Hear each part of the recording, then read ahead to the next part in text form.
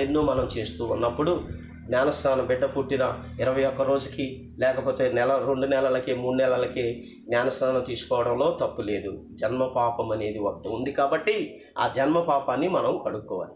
ఒకవేళ మీలో ఎవరికైనా జ్వరం ఇప్పుడిప్పుడే ఒళ్ళు కొంచెం వేడిగా ఉంది, ఎవరైనా చెయ్యి పట్టుకొని ఏంటి నీ ఒళ్ళంతా వేడిగా ఉంది అంటారు.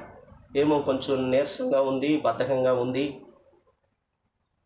అన్నప్పుడు ఒకవేళ జ్వరమేమో డాక్టర్ దగ్గరికి వెళ్ళొచ్చు కదా అంటే వెంటనే 100 డిగ్రీలు ఉన్నప్పుడే మనం వెంటనే వెళ్ళిపోతాం.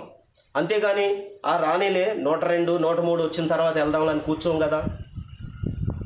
మొదట్లోనే ఒళ్ళు కొంచెం వేడి పడగానే, ఒళ్ళు కొంచెం వెచ్చగా ఉంది అనుకోగానే వెంటనే వైద్యుని వద్దకు వెళ్తూ ఉంటాం. వైద్యుని వద్దకు వెళ్ళి అన్ని పరీక్షలు చేసుకొని మందులు తీసుకుంటాం. మరి 102 103 వచ్చేటంతవరకు అలాగే వేసి ఉండవచ్చు కదా. అటువంటి ఇదే ఈ జ్ఞానస్నానం బిడ్డ పుట్టిన నెలకు 2 నెలలకు 3 నెలలకు తీసుకోవడంలో తప్పు లేదు. ముందు జన్మ పాపాన్ని కడుక్కోవాలి. జన్మ పాపాన్ని మరి 20 సంవత్సరాలు వచ్చేటంతవరకు మొయ్యకూడదు, అలా పెరగనివ్వకూడదు. పుండు పుట్టినప్పుడు మొదట్లోనే దాన్ని వైద్యం ద్వారా మరి తుడిసివేయాలి. చిన్న పొక్కే కదా, చిన్న మరి బొబ్బే కదా, చిన్న దెబ్బే కదా అని అలాగే నిర్లక్ష్యం చేస్తే అది పెరిగి పెద్ద రాసి పుండై నీ జీవిత సర్వాన్ని నాశనం చేస్తుంది. అందుకని మొట్టమొదటే ఆదిలోనే ఏ బాధ అయినా ఉండైనా లేకపోతే ఇంకా ఏదైనా అన్నిటినీ ఆదిలోనే అంతం చేయాలి. పాపమైనా సరే ఆదిలోనే కడిగి వేయాలి. ఈ జన్మ పాపాన్ని కూడా 21 సంవత్సరాల వరకు అలా పెంచుకుంటూ పోతే జన్మ పాపముతో పాటు ఇతర పాపాలు కూడా జత కలిసినప్పుడు ఈ జన్మ పాపము ఇతర పాపాలు తోడై నీ జీవిత సర్వాన్ని నాశనం చేస్తాయి. కాబట్టి ప్రియ సహోదరులారా, జ్ఞానస్నానం తీసుకోవాలి.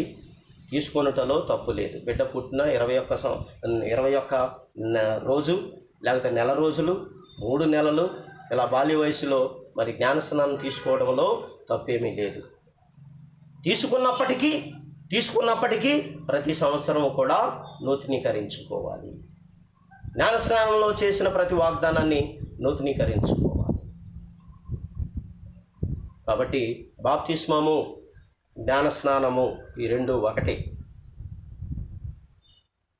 బాప్తిస్మము తీసుకునేది, జ్ఞానస్నానం తీసుకునేది ఒక్కసారి, కానీ రెన్యువల్ అనేది జీవితాంతము కూడా మనం కొనసాగింపుగా చేయాలి. కాబట్టి ఎవరైనా మీ వద్దకు వచ్చి అదెందుకు ఇదెందుకు కథోలిక క్రైస్తవ విశ్వాసులు చిన్నతనంలోనే తెలియని తనంలోనే జ్ఞానస్నానం అంటారు, అదేం పెద్ద విడ్డూరం అంటూ ఉంటారు.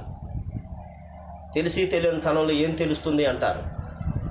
తెలియని తనంలో జ్ఞానస్నానం తీసుకున్నప్పటికీ వాళ్ళు ప్రతి సంవత్సరము కూడా ఈ జ్ఞానస్నానపు వాగ్దానాలను నూతనీకరించుకుంటూ ఉంటాము మేము అనే విషయాన్ని ఇతర మన క్రైస్తవ సోదరులకు తెలియపరచండి. అప్పుడైనా వారిలో ఈ రెండు ఒకటే, జ్ఞానస్నానము బాప్తిస్మం అనేది రెండు ఒకటే, వీటిని వేరు చేసి మనం చూడకూడదు అనే ఆలోచన వారికైనా కలుగుతుంది ప్రియ సహోదరులారా. కాబట్టి ఈ యొక్క చిన్నపాటి వాక్యం మనందరి యొక్క మనస్సులలో ఎంత జ్ఞానాన్ని బలాన్ని పెంపొందింప చేయాలని కోరి ప్రార్థించుదాం.